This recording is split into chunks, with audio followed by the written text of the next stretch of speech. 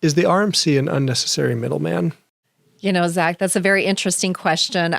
That's something I've grappled with since I started over 30 years ago. 40 plus years ago, it started with basically you charged fees for all the services that you did. And then 70s, 80s-ish, there started to be the opportunity for referrals where when the commissions were paid to the real estate agent, if your RMC was a real estate broker, which we all are today, you collected a portion of that referral for placing the business.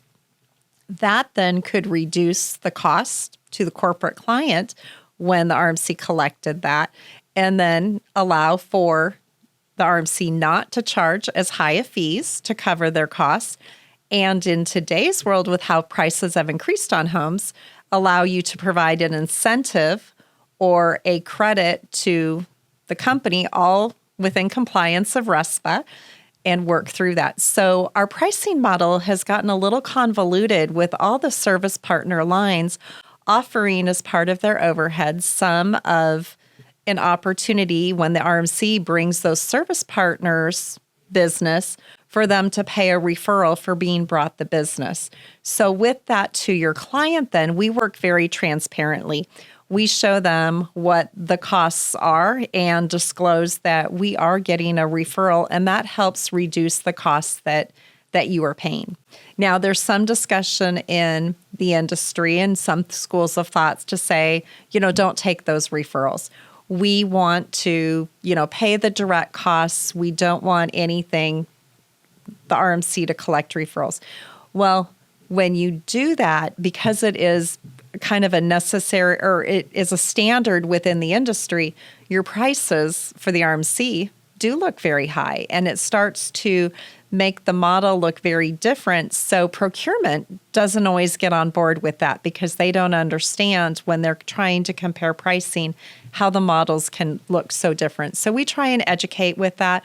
We try and explain to understand how the referrals make up probably over half of the income when considering the real estate referral of what goes into covering the expenses of a move for a client. From your perspective, is this inflating prices having the RMC involved, or is it keeping it down then? No, it's keeping it down. Yeah. A lot of the RMC prices have not changed since I've been at NEI. So we're talking, they're going back 30 years of what you might be charging for expense administration or some of the other a la carte fees, because those referrals are naturally gravitating with the cost of inflation of what's being built into the costs of the various services, because oftentimes they're a small percentage. What does a conversation with procurement actually sound like? When you're going back and forth and trying to explain how, pricing from this company is actually structured differently than pricing from this company, and how do you get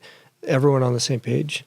You really end up going down to show examples. You show the costing models to show here's a move from the origin location to the destination.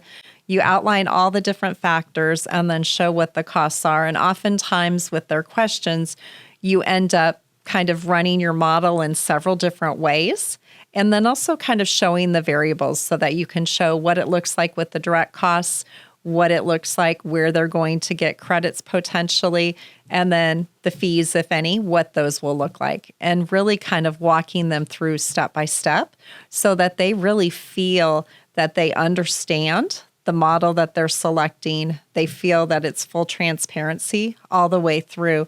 And we might be a little bit unique in that perspective because we do outline all that, and we do want to make sure that based upon they understand how we're pricing it and what they're going through. Sometimes RFPs come in and they will tell us exactly how to price and exactly where they want to see the different types of pricing models, and then we follow along with that. But a lot of times we're doing a lot of education up front just because a lot of companies may not go through a relocation RFP frequently. And so with that, and then only having one provider in that space as compared to their core business, where they'd have a multitude of providers providing the same services or the same product, it really makes what we do very unique.